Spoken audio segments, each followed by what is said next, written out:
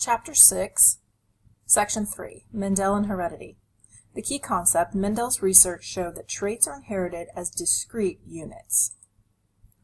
Mendel laid the groundwork for genetics. He is often considered the father of modern genetics because of his work. He is the one that distinguished that traits are those characteristics that are inherited. So traits are what we get from our parents. Genetics is the study of biological inheritance patterns and the variation between them. Gregor Mendel showed that traits are inherited as discrete units.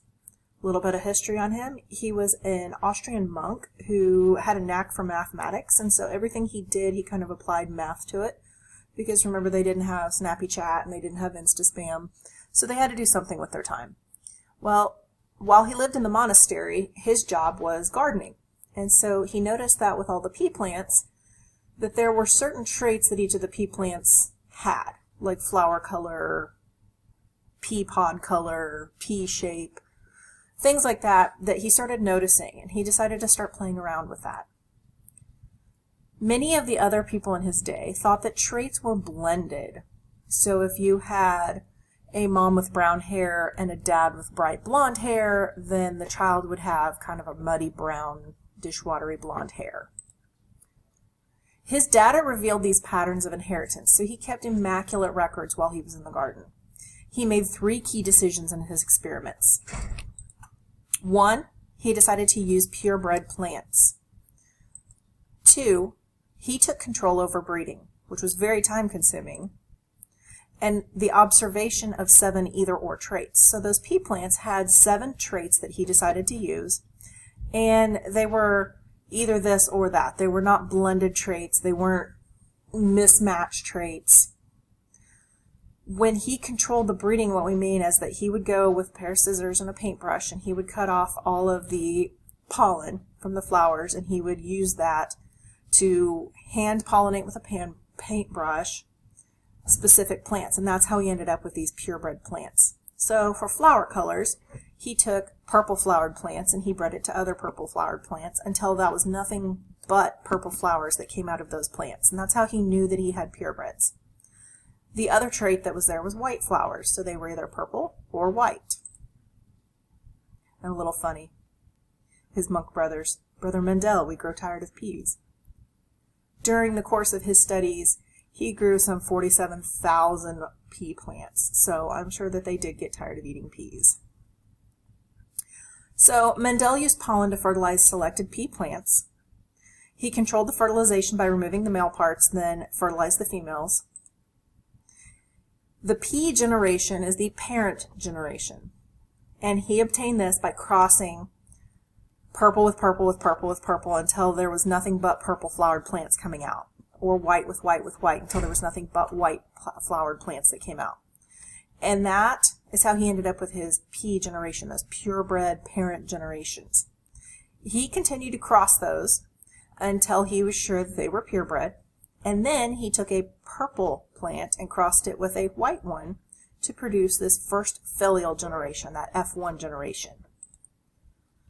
He interrupted that self-pollination process by removing the male flower parts, and he allowed those resulting plants, that F1 generation, he let them go ahead and self-pollinate. And among the F1 generation, so remember we had the purebred, so the purple with the purple and the white with the white, and then he crossed a purple with a white. That generation that resulted is the F1 generation. All of them ended up with purple flowers. We now know that all of those F1 plants are 100% heterozygous. Remember, we've talked about prefixes before and how important they are. Hetero means different and homo means same. So heterozygous just means that they have different alleles controlling them. Among the F2 generation, so we self-pollinated this F1 generation. So they pollinated themselves, and it produced this F2 or second filial generation. So essentially it's like the grandkids. Some plants had purple flowers and some had white. And so here's just a little graphic to kind of demonstrate this is what's going on. You have something similar to this in your notes that you guys will color on your own. But you can see we have the purebreds crossed. We ended up with these hybrids or heterozygous. and then they were self-pollinating and they produced a 3-to-1 ratio. And this happened every time. Mendel observed patterns in the first and second generations of his crosses. He noticed that with pea shape, there were way more round than there were wrinkled. They were more yellow than green. And so what we've come to know this as, these were the dominant traits, and these were the recessive traits. So those purple flowers, those were dominant, and the white flowers were recessive. So Mendel drew 3 important conclusions from his experiments. First, traits are inherited as discrete units. He didn't give it a name yet, but today we know those as genes, not like the blue kind that you wear. Organisms inherit 2 copies of each gene, one from each parent. So the purple one may have came from mom, and the green one came from dad.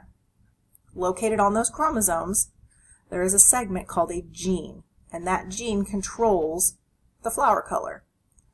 Now remember we talked about chromosomes, how there's a pair, that homologous pair. So this one came from mom and that one came from dad. When they get paired up together right across from each other on the same spot, that's where we find the flower color. And so you have to have those 2 copies in order to direct the production of the genes, whatever it is, whether it's your hair color, whether you have freckles, whether you can roll your tongue, whatever it may be. Those 2 copies segregate during gamete formation. So way back during meiosis, when mom was making the egg, this chromosome right here was sorting itself out. Now remember, she had 2 copies of this chromosome, and it got duplicated. So then there were 4, we had the tetrad, and then it got pulled apart during meiosis 1, and then pulled apart again during meiosis 2, so that each egg had 1 of these chromosomes.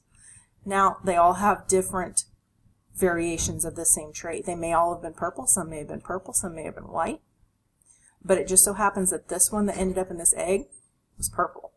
And the same thing happened with dad. The last 2 conclusions are called the law of segregation. And that just states that during that sorting of meiosis, those genes are going to sort and they're going to segregate from each other so that every gamete will have the same available genetics.